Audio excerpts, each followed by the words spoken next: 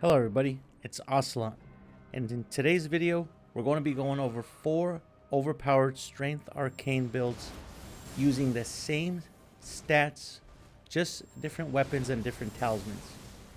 Now, just as it stated at the beginning of the video, this is going to be heavy spoilers for the DLC. The first weapon that we're going to be going over is going to be the Ancient Meteoric Ore Greatsword. This is one of the best weapons that I've found in the DLC so far. Now keep in mind I haven't tried all 100 weapons quite yet. But the unique skill White Light Charge is probably one of the better stance breaking skills in the game. It is a little expensive at 35 total FP when you do the skill and then the follow-up.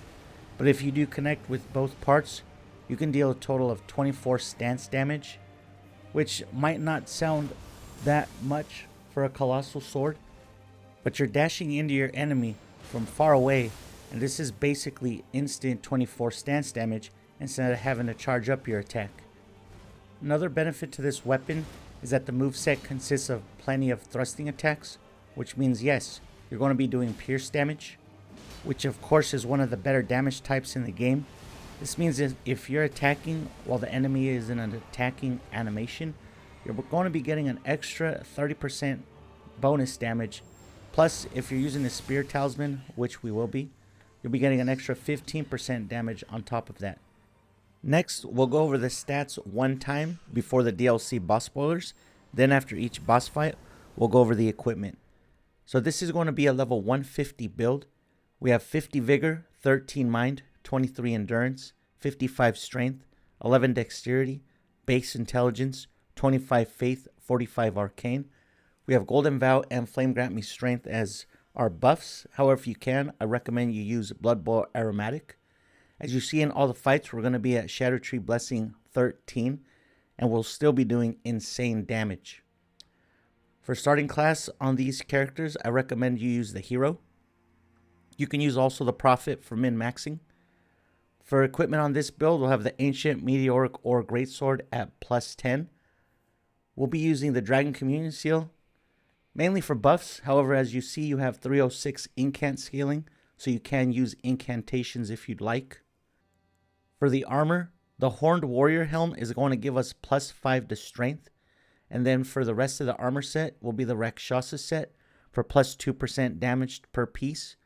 Great Jar's Arsenal, Dagger Talisman, Spear Talisman, Shard of Alexander. And again, in the physic, we're going to be using the Strength Knot Crystal tier and the Blood Sucking Crack tier. If you don't like the life drain effect that the Blood Sucking Crack tier has, you can swap that out for the Stone Barb Crack tier. You can go with the Spike Crack tier if you plan on doing charged heavies. Or you can go with a defense tier such as the Opaline Heart tier for plus 15% to all damage negation. So this next fight is going to be against a DLC boss, just so you can see how powerful this weapon is. Again, keep in mind that we're not even doing as much damage as possible, as we're only at level 13 Shadow Tree Blessing. See it here on the fight against Romina, but the follow-up to White Light Charge does have a slight delay. So for enemies that move around a lot, such as Romina, Mesmer, all other enemies that just have a quick moveset, there will be times where you may miss the follow-up unless you can stagger them with the initial hit of White Light Charge. And another slight downside to the follow-up of White Light Charge is that it has a relatively short AoE. But as you can see there, you're going to be charging in anyways, and you should be able to connect with the last part of the skill. The next weapon is going to be another DLC weapon. It's going to be the Blood Fiend's Arm. We're going to be using Blood Affinity and the Cragblade Ash of War. And as you're going to see here against the Putrescent Knight, though we don't have our stats 100% optimized for this weapon, you're going to be doing an insane amount of damage. Plus, since it is a colossal weapon, the hyper armor that you get during the charged heavies is going to allow you to poise through most attacks. As you see there, we got a stance break and finish off the Putrescent Knight really easy. Best weapon in the DLC, really fun to use. Now let's go ahead and take a look at the equipment that we're using for this build. So we're going to be using the Blood Fiend's Arm at plus 25 with Blood Affinity, Cragblade, Ash of War. We're going to be using Dragon Community Seal at plus 10. Again, this is mainly just for buffs. White Mask. Rest of the armor set's going to be the Rakshasa set. For talismans, Great Jar's Arsenal, Lord of Blood's Exaltation, Two-Handed Sword Talisman, and the Axe Talisman. Now, if you'd like, you can switch out the Lord of Blood's Exaltation for the Dagger Talisman. As you can see, we are going to be getting critical attacks. In the Physic, we're going to be using the Spike Crack tier and the Bloodsucking Crack tier. Again, you can swap that out for the Strength tier for plus 10 Strength, or you can swap it out for the Opaline Heart tier. For our next weapon, it's going to be my favorite dual-wielding jump attack build, using dual Beastman's Curved Swords. We're going to be using Cragblade again, and in Blood Affinity as well. As you see here, you're going to easily delete bosses. And again, I'm going to remind you that we're only at plus 13 Shadow Tree Blessing for all of these DLC fights. And we take down the Dancing Lion immediately. Let's go ahead and take a look at the equipment. We have two Beastman's Curved Swords at plus 25 with Cragblade in Blood Affinity. For our seal, we're using a Dragon Community Seal at plus 10, mainly for buffs. Armor, we have the White Mask, Gravebird's Black Quill Armor, Rakshasa's Gauntlets, Fire Prelate Greaves for 54 poise. If you want to use the Rakshasa's Greaves for an extra 2% damage, you can, but you're going to be under the 51 poise threshold. For talismans, we're going to be using the Lord of Blood's Exaltation, Millicent's Prosthesis, Rotten Wing Sword Insignia, and the Claw Talisman. As for the Physic, you're going to want to use the Thorny Crack tier and the Blood-Sucking Crack tier. But again, use the Strength tier or the Opaline Heart tier if you don't want to use the Blood-Sucking. For our last weapon, it's going to be one of my favorites in the game, the Mraize's Executioner Sword. The unique skill, Eocade's Dancing Blade, is a boss deleter, as you'll see here against Mesmer. And again, we're at level 13 Shadow Tree Blessing. With 2 charged Ashes of War, the fight's over. Phase 1 done, Phase 2 done, boss deleted. Now let's go ahead and take a look at the equipment that makes this build work.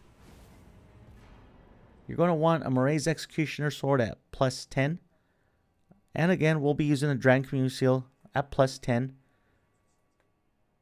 For the armor set, you want the Dancer's Hood, Dancer's Dress. I chose the altered version.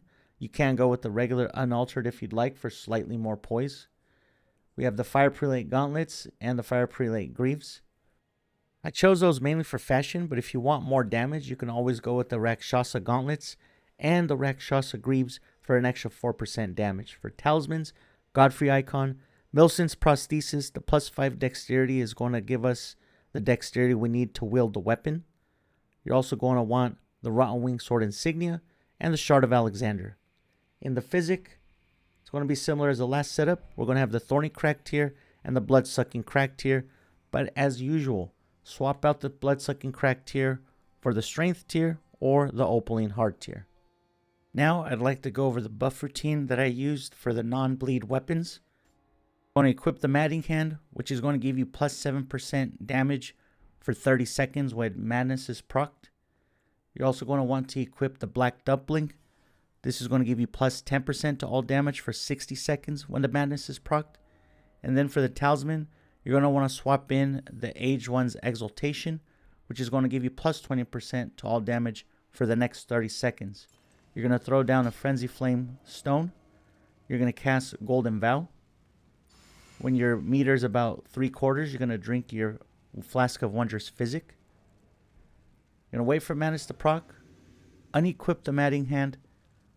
Switch out the Black Dumpling back to the previous helmet that you were wearing. In this case, the Horned Warrior. Switch out the Aged One's Exaltation back to the previous Talisman. In this case, the Shard of Alexander. Last, you're going to consume the Blood Bowl Aromatic. Or if you're not crafting it, you're going to use Flame Grant Me Strength. Hope you enjoyed the video. If you haven't yet, please like and subscribe and leave a comment down below. There's also going to be a link to join the Discord. Also, I stream Monday through Thursday Currently, I'm in the middle of a RL1 challenge run. I stream here and on Twitch. So hopefully I can catch you live. If not, we'll definitely catch you on the next one. Bye.